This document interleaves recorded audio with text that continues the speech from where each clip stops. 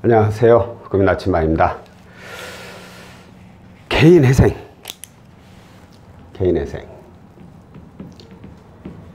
참 신청하기 힘든 내용이죠. 왜냐하면 개인회생 자체가 그냥 신용불량이라고 생각을 하시면 되죠.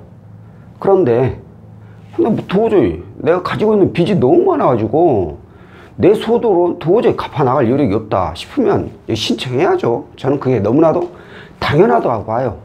매달 들어오는 소득은 한정되어 있는데 나가는 금액 빼면 생활비가 부족해. 항상 이렇게 사느니 차라리 개인회생 신청해가지고 깔끔하게, 요즘 3년이잖아요 3년이 끝나버리니까 3년만 참았다가 3년 후부터는 좀 편하게 다시 인생 처음부터 다시 시작한다 생각하고 지내는 것도 저는 나쁘지 않다고 봐요. 자, 그런데 저에게 이렇게 개인회생에 대해서 문의를 주신 분들도 계시고, 또 개인회생 면책을 받고 나서 또 문의를 주시는 분들도 계세요.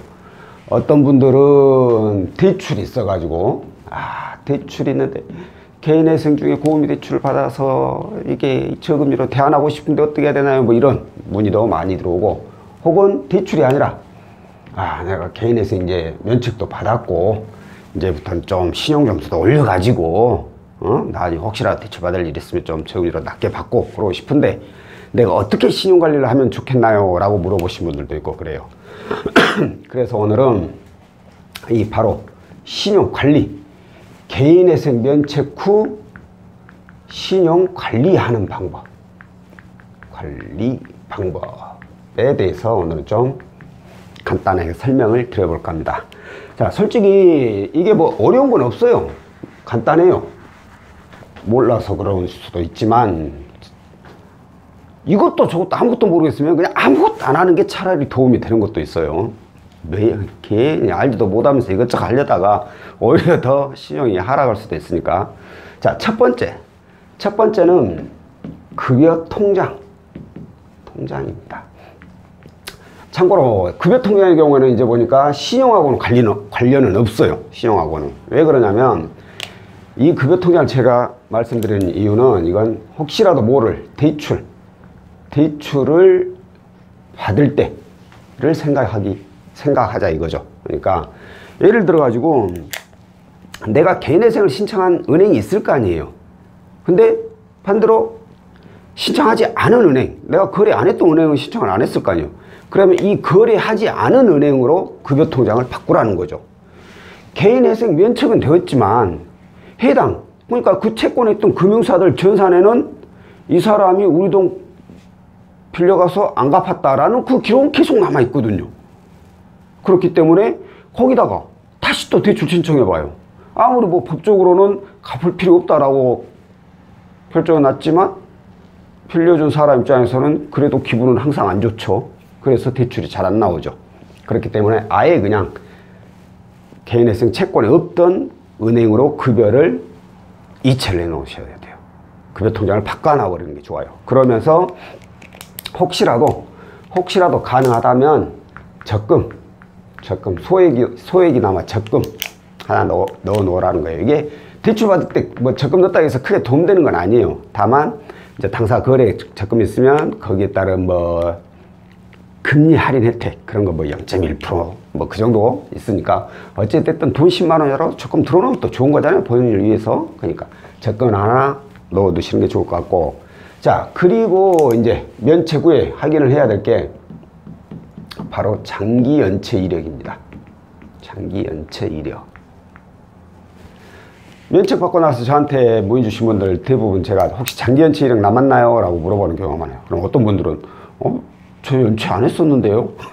이제 이렇게 얘기하시는 분이 있는데, 장기 연체 이력은 뭐 연체를 했다고 해서 생기는 게 아니에요. 개인회생 신청하게 되면 무조건 이건 발생하게 되어 있어요. 다만 이 장기 연체 이력이 개인회생을 신청을 했기 때문에 발생한 장기 연체 이력이라면 이건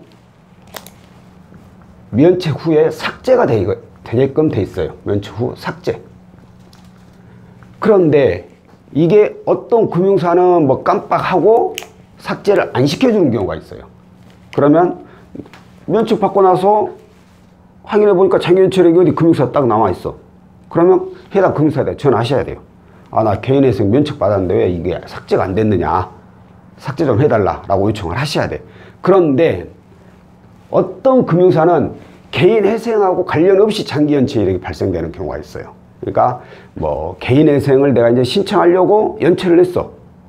그러면 이제 이건 개인회생하고는 관련이 없어요. 먼저 연체가 들어가 버렸기 때문에 이건 무조건 5년을 기다려야 돼.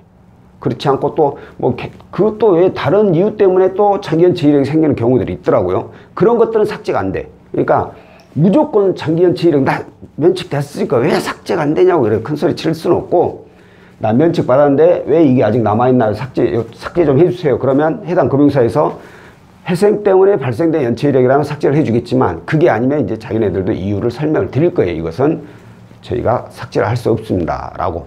그게 이제 회생하고 관련이 없다는 내용이에요. 어찌됐든 간에 일단 무조건 신청을 한번 하세요. 그래가지고 삭제를 이왕이면 시키는 게 좋습니다. 장기연체 이력이 삭제가 돼야지 그나마 신용점수가 더 빨리 올라가죠. 장기연체 이력이 있다고 해서 신용점수가 안 올라가지는 않아요. 올라가더라도 이제 천천히 올라가지만 이게 삭제가 되면 좀 더 빠른 속도로 올라가게 되죠. 있냐 없냐의 차이죠. 또 신용점수가. 그리고 또 하나가 신용카드 발급입니다. 이건 필수예요. 필수. 신용카드. 뭐 이것도 필수이긴 하지만 이것도 필수입니다. 다 필수인데. 자, 신용카드 발급은 내 신용점수, 신용관리하는데 굉장히 중요한 역할을 합니다. 이것들 중에 가장 중요한 역할이죠. 제가 봤을 땐 그래요. 개인회생 면책을 일단 받았다. 그러면 신용점수가 일단은 보통으로 딱 올라올 거 아니에요.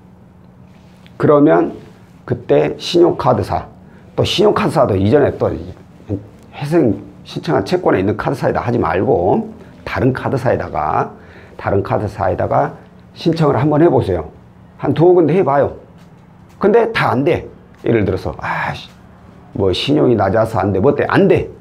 그러면 또 어디다 하냐면은 우리 햇살론 카드 있죠. 햇살론 카드. 이걸 신청하세요.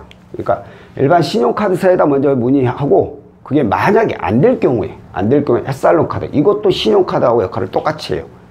다만 이거 이제 한도가 매우 낮죠. 어차피 뭐 면책 받으신 분들 뭐 한도 처음에는 낮긴 하겠지만 이 햇살론 카드라도 신청하세요. 이것도 똑같으니까. 그래가지고 여러분들이 한번 경험을 해보세요. 신용카드를 내가 신청해가지고 발급받고, 절대 많이 사용하면 안 돼요. 한도 내에서 20-30%만 이용하세요. 그 이상은 쓰지 마세요. 너무 많이 쓰시면 그것도 신용에 좋은 영향을 미치지는 않아요. 그리고 가장 중요한 거, 현금 서비스나 카드로는 일체 금지. 그건 무조건 신용 하락이니까 그런 건 절대 손대지 말고, 할부도 하지 말고, 가능한 할부도 하지 말고 일시불 위주로만 한도 내에서 20-30%만 이용을 하세요.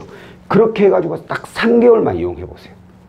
3개월 뒤면은 갑자기 신용점수가 확 올라가고 있다는 것을 본인이 분명히 느끼실 수 있을 거예요. 그만큼 신용에는 신용카드가 굉장히 많은 역할을 합니다. 신용점수 올라가는데 이거 꼭 하시고, 마지막으로 대출 조회.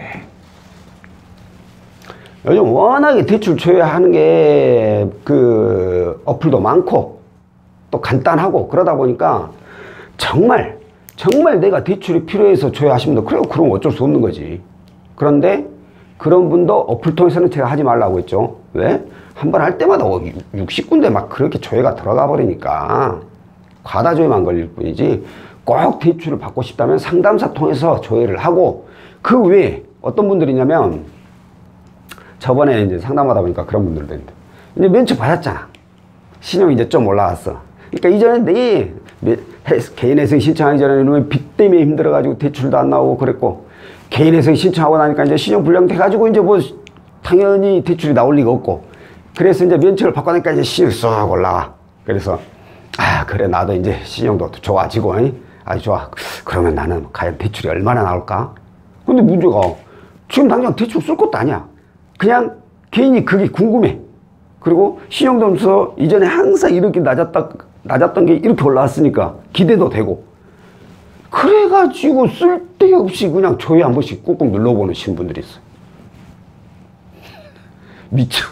네, 그 소리 듣고 있으면, 와, 진짜 몰라서 그랬었겠지만, 저는 이제 한편으로 답답하죠, 답답해. 이거 습관적으로 하시는 분들 절대 하지 마. 습관이 아니라, 나 당장 돈이 필요해. 아니면은, 하지 마. 아니, 다 필요해도 하지 마. 상담사 통해서 하시고. 괜히 대출 조회 기록만 이제 또 어마어마하게 쌓아 나와버리고, 시정 점수 더 올라갈 것도 못 올라가게 막아버리니까. 이거 절대 하지 마세요. 자, 다시 한번 요약해 볼게요. 개인회생 면책을 받은 후에 신용관리를 하는 방법. 첫 번째, 일단 이 부분은 급여통장의 경우는 신용 점수하고는 관련은 없지만 혹시라도 나중에 대출을 받게 될 때 그때를 대비해서 급여통장, 그러니까 개인회생 채권 목록에 없는 은행으로 급여를 받으시라는 거예요. 그리고 혹시라도 여유가 있으면 적금 조그마한 거라도 하나 넣어두시는 게 도움이 된다라는 거고, 특히나 급여통장은 꼭 이렇게 면책 받고 나서 할 필요 없어요. 개인회생 신청됐다 그러면 그때 그냥 바로 바꿔버리세요. 그러니까 그렇게 급여통장을 바꿔놓고, 두 번째, 장기연체 이력. 면책 받고 나면 장기연체 이력이 남아있는지 없는지 꼭 확인하시고, 많이 남아있다면 해당 금융사에다가 삭제 요청을 하세요. 그리고 신용카드 발급, 반드시 면책 받고 나면 신용카드는 받아야 됩니다. 그래야 신용점수가 가장 많이 올라가요. 카드사에 문의해보시고 두세 군데 해봤는데 다 거절났다 그러면 햇살론 카드라도 꼭 발급을 받으셔가지고 이용을 하셔야 되는데, 주의할 점은 절대 현금 서비스나 카드론 이런 거 이용하시면 안 되고, 한도 내에서 한 20~30% 정도만 이용을 하시는 게 가장 좋다는 거고, 그리고 대출이 꼭 필요해서 조회를 해야겠다는 분들은 상담사 통해서 하시고 절대 어플 통해서 조회하지 마시고, 그 외에 면책 받고 나니까 혹시라도 기대감에 나는 대출이 얼마나 나올까 쓰지도 않으려면서 습관적으로 조회하시는 분들인데, 이런 분들 절대 하시면 안 돼요. 개인 조회 기록 쌓여가지고 신용점수 잘 안 오를 수 있어요. 그러니까 이런 거 절대 하지 않으시면 제가 봤을 때는 신용점수는 금방금방 쭉쭉 올라가는 것을 느끼실 수 있을 겁니다. 자, 오늘 내용은 여기까지고요. 다음번에 또 다른 내용으로 찾아뵙도록 하겠습니다. 고맙습니다.